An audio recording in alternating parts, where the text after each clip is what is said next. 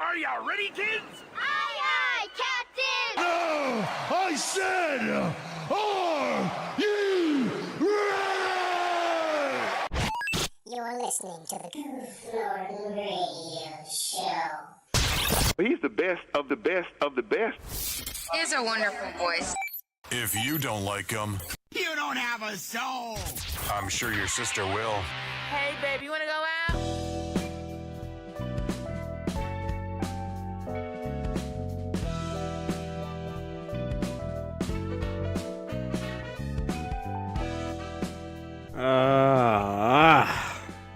Chat, YouTube, everybody, I am back. It has been such a long time since we've done one of these. Thank you so much for joining me here. It's me. Hi, welcome back to the Goof Norton Radio Show. First in 2025. How you doing? How you feeling? We're chilling all day, every day. It is a glorious time to be here, and we have not that crazy of a show for you today. Just very smooth and very even show for you on this wonderful, wonderful day. Hopefully I have, I'm going to disable those right now. Because we don't want any of that stuff on here. Alright, there we go. So for now, hopefully alerts and all that stuff is whatever. But welcome, first episode of 2025. We made it. We did it. That was the wrong one. But we made it. We did it. We were here. It's been, I'll say it, 10 years since the YouTube channel was started. So we'll get a little small little applause for that. 10 years since we started the YouTube channel, and then of course the podcast itself follows that. This year, in 2025, being 10 years old finally. So, man, a whole decade on the platform of YouTube, and I think maybe 8 years on Twitch, like streaming and such. Maybe we'll see. I don't remember. I'd have to look back at when my account was created for Twitch. But yeah, that's insane. That's insane. That's crazy right there. Been there watching content, trying to stream, but the internet was too bad back in the day. But nowadays, we have access to good internet. It's crazy. I never thought I'd be here. So thank you guys so much for all the support throughout the years, and I hope we continue to do this. I will have an episode coming out soonish that is more about me, because there are plenty of people out there who watch the content who know virtually nothing, because I'm not a person who puts all the cards out there very often. So I figured I'd just let that go, have that happen, and we'll get through it. It'll be a good time. So today, get a little something a little bit different. Hopefully it'll be something enjoyable for you guys. But we have visuals for some stuff. I have articles and whatnot that I can show you guys now. I can be like, hey, this is the article. I'll get all my articles today from PCGamer.com. But before we get into, actually, we'll start off with that stuff, and I'll go to my other topics I wanted to get into. But yeah, just the a small little small talk. I've been away from the podcast for a little bit because I've just been busy with life, and I just haven't had time specifically to do this stuff, because I wanted to come back to this prepared and kind of return to the old format a little bit. Not too much, because like I said, I'm not as passionate about gaming news as I used to be, because that used to be every episode. I used to come with it, just come at it. But now I don't have Twitter anymore, so I'm not connected to that kind of stuff. Don't care. Social media really isn't as big of a thing as it used to be for me, which is the biggest transition that we have currently. I don't engage very much with social media. Instagram is the thing I engage with the most. Since it's pretty much the only one. Facebook I don't use. I have no reason to. So Instagram, I just send memes back and forth to a couple of people, and that's it. That's all I do. And look at pictures. Look at reels of frogs and birds, and that's what my explore page is filled with: is frogs and birds and meat. Good steaks too. I love watching a good steak. being cooked and whatnot. It's great. And what can I say? It's great. So let's get into it. First up, in our gaming news, for the first time ever, you can see what we're doing. We've got a brand new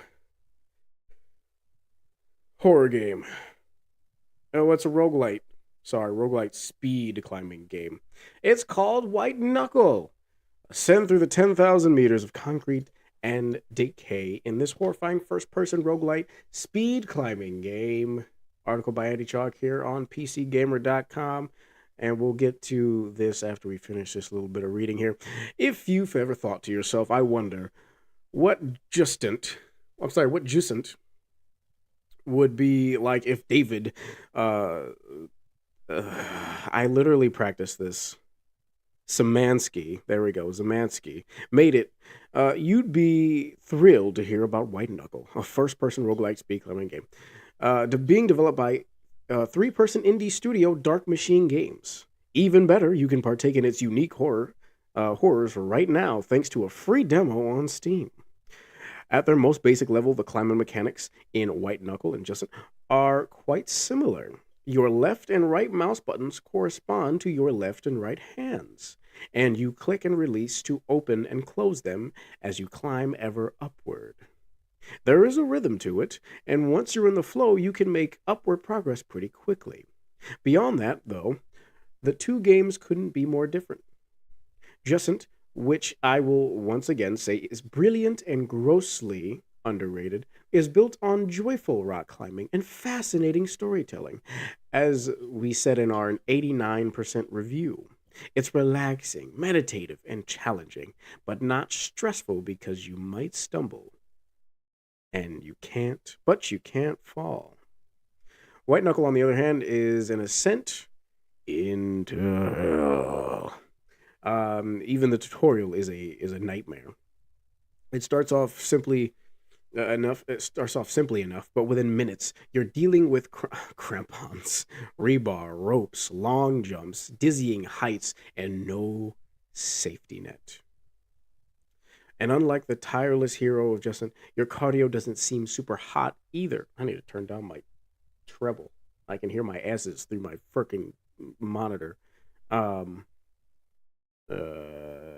doesn't seem super hot either, because just after a few seconds of dangling, there we go, that's much better.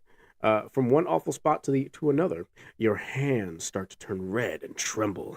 Fail to address that situation more or less immediately, and it's kersplat time.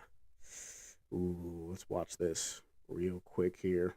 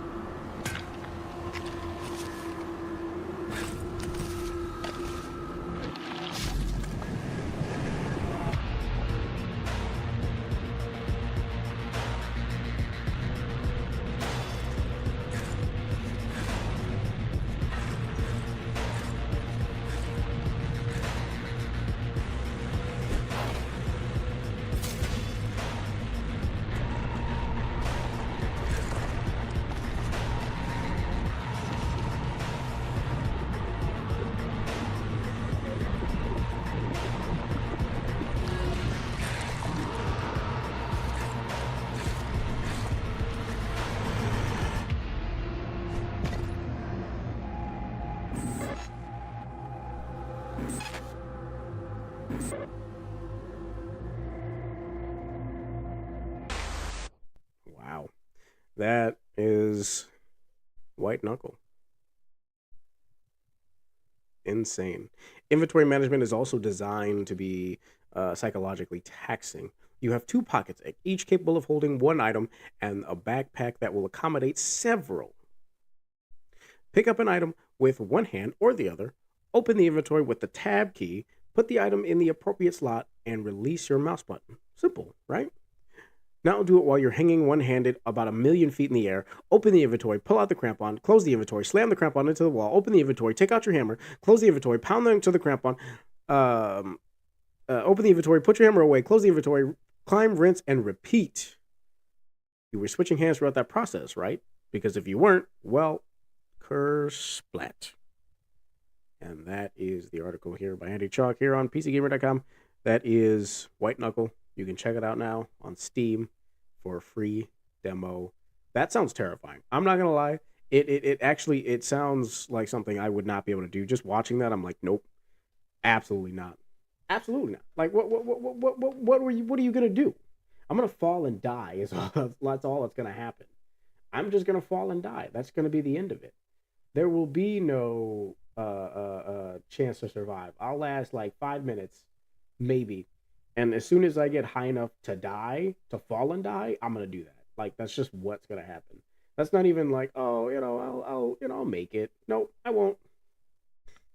I'll fall, and it'll be doomed forever to fall to my doom, and that will be the end of me, unfortunately. But that's just what'll happen. So that is. I would post this, but in the chat, but I can't. Yes, I can. Just kidding. I have it open on this computer. So you can check out that. If you want to play it, it's there. It's great. We love that. So enjoy that because it's there for right now. That's why I like Restream, because it posts it in both and I don't have to worry about it. All right. So our next article here is the Insomniac Games founder Ted Price is retiring after more than 30 years of making games. And in quotes, he says, "It was simply time to step aside and let others pave the way." Price founded Insomniac in 1994, and he's been there ever since. After a career spanning more than 30 years, Insomniac Games founder and CEO Ted Price has announced that he is retiring at the end of March. Price said he made the decision to step down in 2024 as he felt it was simply time to step aside and let others pave the way for our team. I almost spilled my drink. That's okay. Price founded Insomniac in 1994. While its first game, the 1996 shooter Disruptor, was well received, it was Spyro the Dragon a couple years later that would really put the studio on the map. Success continued with Ratchet & Clank, Resistance, Sunset Overdrive, and more recently, the Marvel's Spider-Man series, which took 4 years to come to PC. Not that I'm counting. He also earned plaudits in 2022 for pressing Sony to allow studios to make public statements on abortion rights in the U.S. in the weeks leading up to the overturning of Roe v. Wade. Sony wouldn't budge on the matter. "We fought hard for this and we did not win." Price wrote an internal email, but Insomniac donated $50,000 to the Women's Reproductive Rights Assistance Project, an amount matched by Sony. Replacing Price at the helm of Insomniac will be 3 co-studio heads: head of creative Chad Dezern, head of franchise strategy and studio relations Ryan Schneider, and head of finance Yen. I'm sorry, that was more for me. I try not to pronounce too much of the Asian names because I don't want to butcher them too hard. Price said the trio have been instrumental in making Insomniac what we are today. I've seen each of the major initiatives here, which have positively changed Insomniac's lives, Price wrote. Plus, they've consistently demonstrated the kind of collaboration and transparency that's a part of our DNA, and just as important, their skill sets are truly complementary. There is no way that I would ever consider handing the reins to a team I didn't trust to take care of Insomniacs and lead us to even greater heights. Chad, Zhang, and Ryan are that team. Price didn't say whether he has any specific post-Insomniac plans, only that he's very excited to officially join the ranks of Insomniac fans. "I can't wait to experience our future games purely as a player. Plus, I can't remember the last time I played any game and wasn't unconsciously scanning for bugs. I'm ready to break that habit." And that is another article by Andy Chalk. Andy Chalk's been there for a while. Since I started doing the podcast and started pulling from this website, Andy Chalk's been there. So my boy Andy has got some stuff going on for him. I'll have to make sure I get that one. I don't have that link available. What we'll say about this is that it's nice to see a CEO. Let me get off the AT&T ad. It's nice to see another company having a CEO actually not give up, but step down and not ride it out for like 60 years, because that can be an issue for people. That can be a big issue for a lot of people and for a lot of CEOs that they have, because they don't want to give it up. They really don't want to sit back and let the younger generation or the next generation take over. That like they just want to sit there and hog up all the sunlight and whatnot as long as they can. Because and like he said, he's not going to give the reins over to a team he doesn't trust. And I feel that is a perfectly reasonable thing to say there and to do. Like, don't give it up until you have somebody there who can actually do the job correctly. They have to demonstrate the skill set that is necessary in order to lead your team. So I'm glad that he has somebody like that. I'm glad he doesn't have to write it out. I'm glad he can just sit back now and play games. On to our next wonderful article here. Our last article, actually. When the world ends, people just dance. As another MMO comes to an end, players come together for a final farewell rave. Bandai Namco announced the end of the anime MMO Blue Protocol in August 2024, setting the date for its demise as January 18, 2025. Fans made their displeasure known, but when the sad day finally arrived, they met it with grace and style, and dancing and partying into their final oblivion. As reported by Automaton, there we go, Media, the last hours of Blue Protocol saw players gather in the game's starting town of Astalis for an impromptu farewell dance. The numbers were initially small, but it didn't take long for others to join. Videos of the virtual rave were shared on Twitter by Mishuzu, who wrote, "When the world ends, people just dance." Titania Gaming on YouTube caught the final 10 minutes of the festivities and a much larger crowd from a different angle. These are the last 10 minutes of the game. As we wrote in 2017, when Asheron's Call community came together to mourn his final moment, saying goodbye is never easy, we saw the same in the final moments of WildStar in 2018, which went out with one last WildStar conga. Blue Protocol wasn't an especially long-lived MMO. It launched in Japan in 2023, and a planned global release never happened. But even in that relatively short period of time, a lot can happen. Communities are built, and friends and memories are made. It's tough to have taken that away.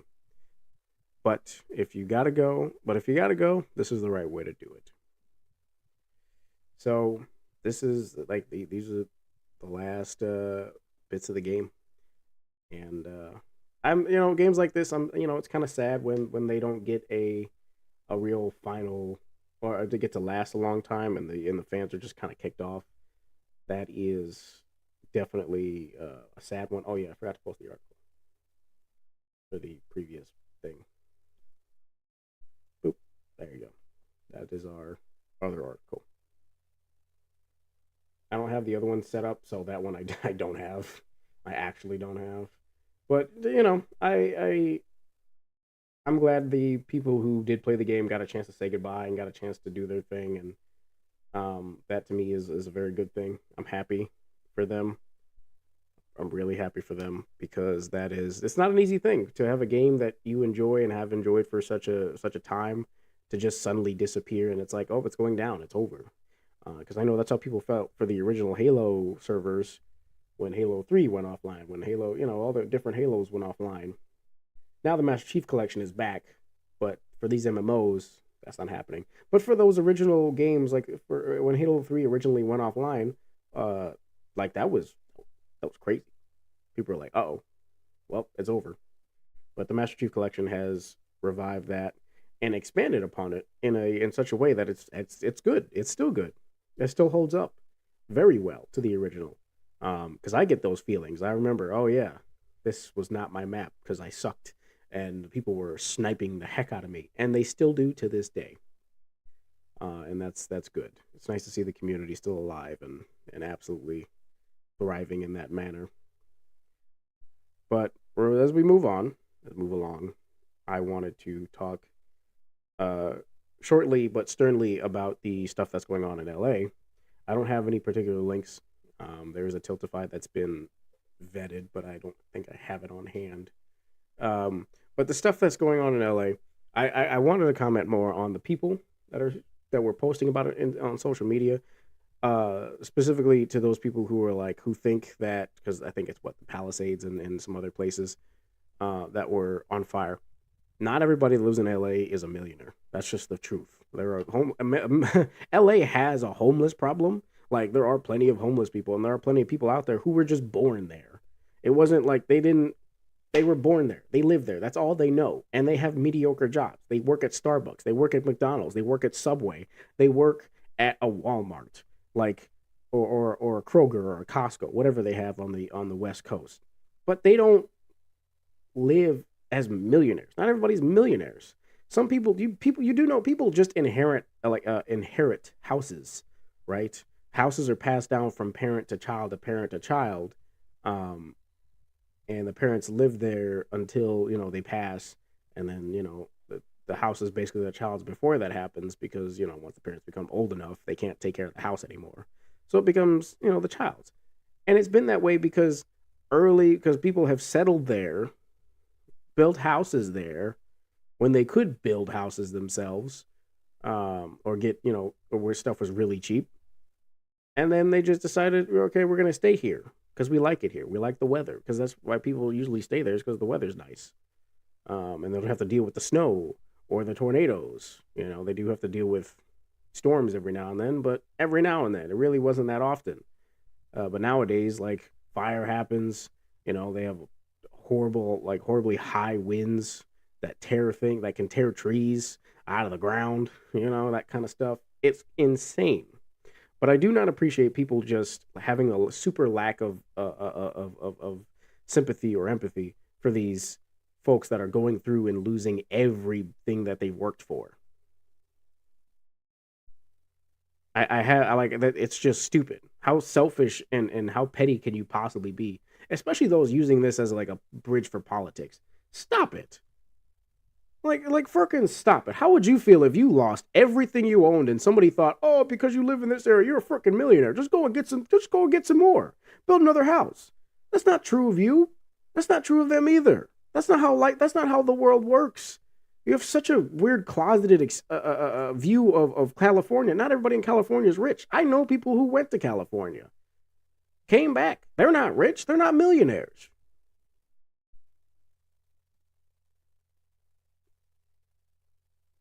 I know it's hard to get out of your little bubble, especially on social media, but it is not wrong for you to have empathy, or have sympathy for someone who just lost their entire house.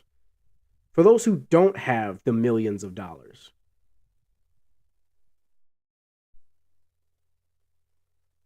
The entirety of the 1% of people who have like the billions of dollars, they don't live there. I promise you they don't. Because it'd be too obvious. They live somewhere else where they can't be bothered, far more secluded, I'm sure. But there's people there who are just middle class and sometimes lower class. Because that's just where they live. And I don't know about you, but last time I checked, it's not easy to move when you already don't have a lot of money. So, of course, there's going to be people there who live there and just aren't rich. They're just your average person who, they scrape by every month. They're like, oh, well, I got enough money to pay the bills and that's it. Not millionaires. People like you and me. They have jobs to go to every day. They work. They have dreams and aspirations, but guess what? Most likely they're probably not going to get there. And it's not their fault. It's just how life works sometimes. Oh my gosh, is that the boss? How you doing, buddy? Yeah, I'm here. Sorry. I was on that. I had to get on people for a minute, as I usually do, I guess. But that's it's irritating to see that on social media all the time. But like people have died. Like really?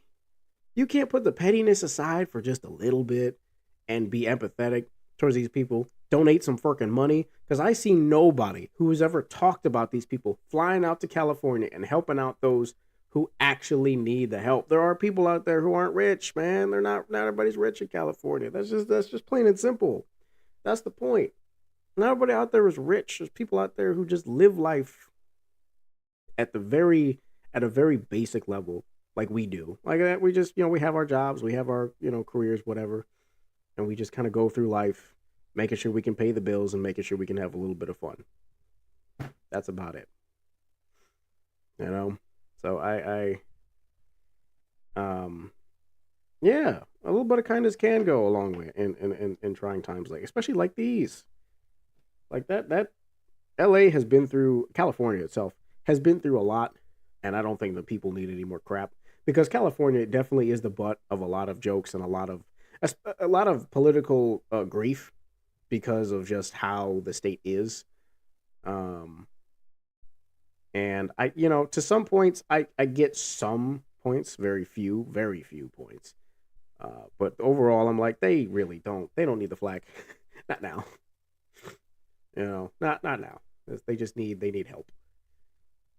And we should be there to give it to them. Sorry. That was my big gripe. I just had to get out of the way because it just, it's sad. It always breaks my heart when I see people do that. Just demonizing those who didn't even do anything to them in the first place. And trying to make an enemy out of something that's not an enemy. Like, I don't know any of those people out there. They've done nothing to me. I haven't had conversations with them. I don't think that they're horrible people. Even the millionaires that live out there, I don't know what they do. There's some millionaires that aren't criminals and aren't bad people. I know some get up to nefarious behaviors, but not everybody. It's okay. It'll be okay. The other thing that we wanted to get to is the advancement of AI, because I know AI is progressing. I know I don't go on Facebook that often, but I have seen a few AI reels on there. There's secrets I still can't reveal to you guys, but there are a few like AI examples I see of the videos, and they aren't that good. Like, you can still see the glitchiness and whatnot, but I'm thinking it's getting a little better. It's not that great still. You can definitely still tell what is AI. There have been possibly maybe a couple I've seen that are like, okay, that's actually pretty good. I could barely tell if it wasn't for the specific things we look for, like hands. AI does hands horrible for some reason, and hair gets weird. Those are the things. Like, it can do a face pretty well and an entire body pretty well. But if you have that body moving in a certain manner, like, we can tell how human that is. And some people are pretty good at, and people are just pretty good at pointing out, like, oh, that's AI. Look at her hair, or look at her hands. She's got like 18 fingers. Like, that's not good. Let's not do that. So that's definitely a rough thing that I don't want to.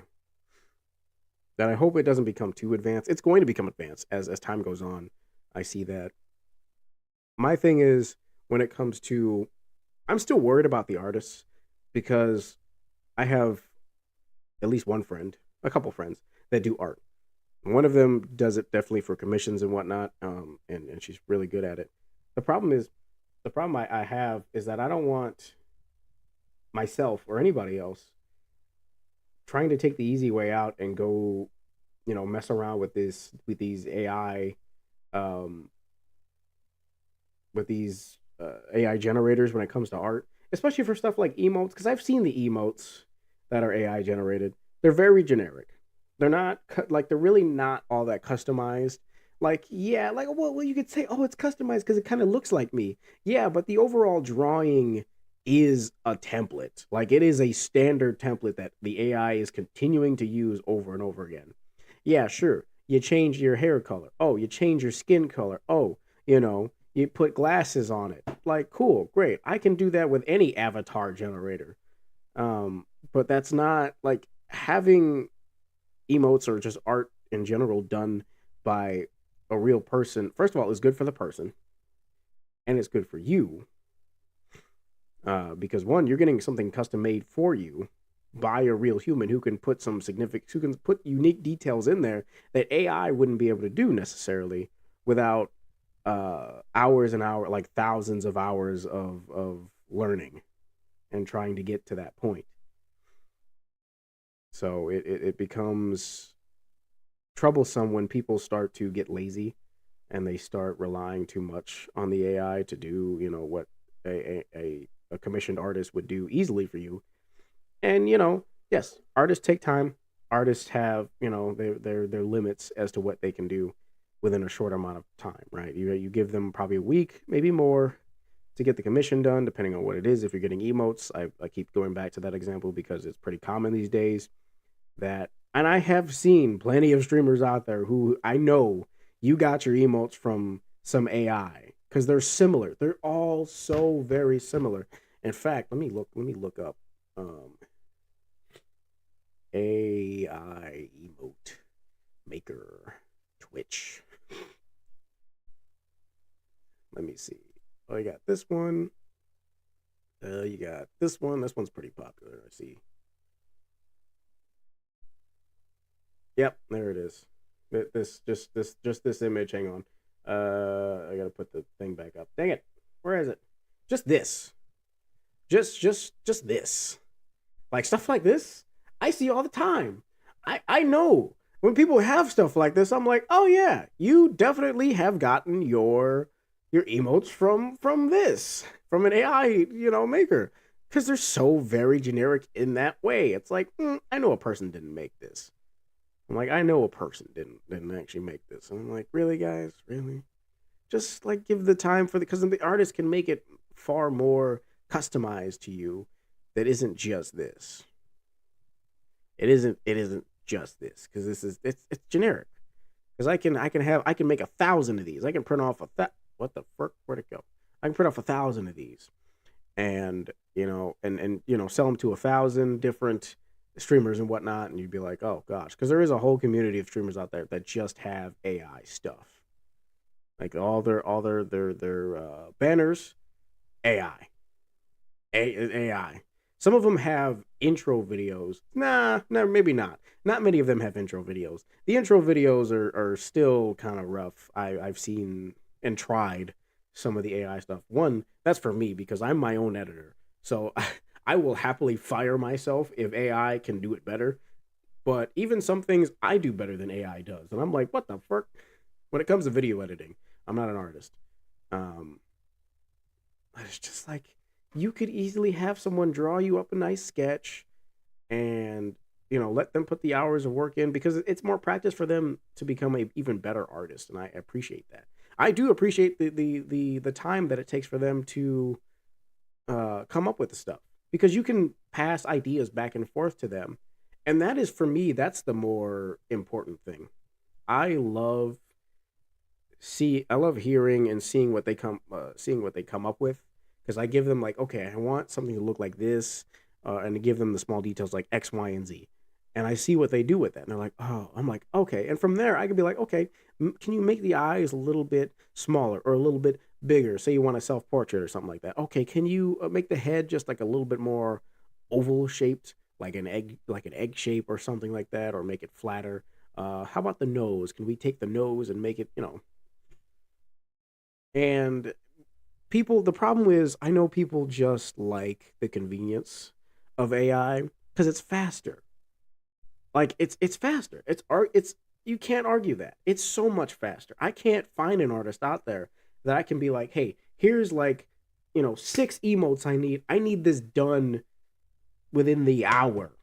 I don't want to wait more than an hour for this. They're not going to be able to get that done. Even if they had just a room where there's no distractions, they were not needed ever anywhere in the world, There's no social media, no internet. Well, I guess internet access, however they needed it. But there was no access to anything else except for the art and maybe a couple reference photos that I send them that I'm like, I want it to look like this.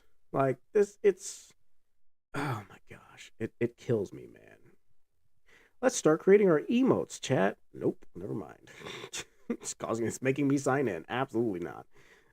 But that's what I mean. I really yep, you're making me sign in too. I don't like that.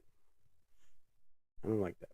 I like my stuff to be made by a person. Like the cover for my album was made by a human, which is what I enjoy. One of my albums.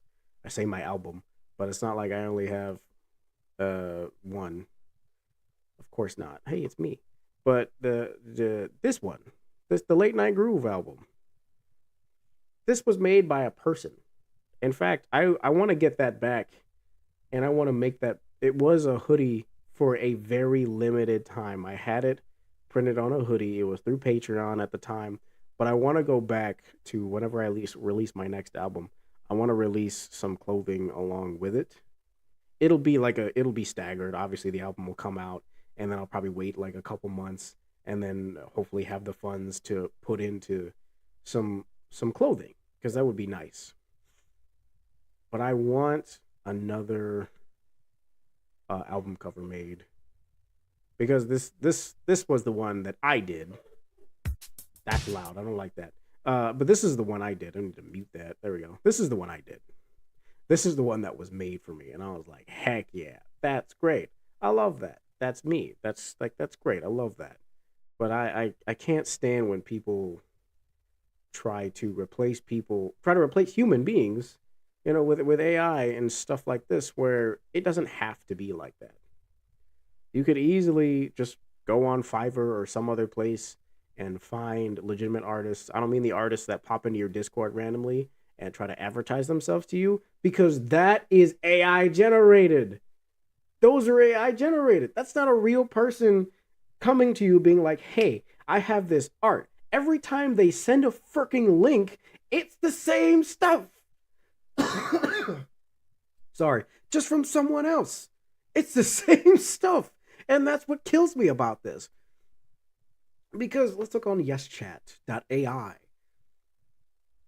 And it's ridiculous. I'm like, what in the butterfinger is going on here?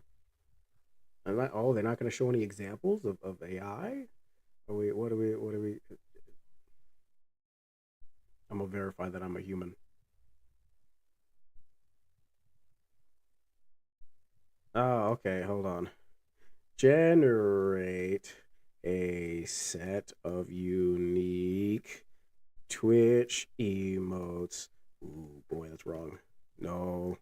Featuring a turtle. A cartoon turtle.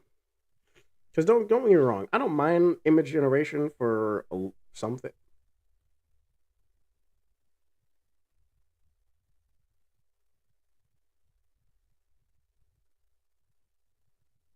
Proceed.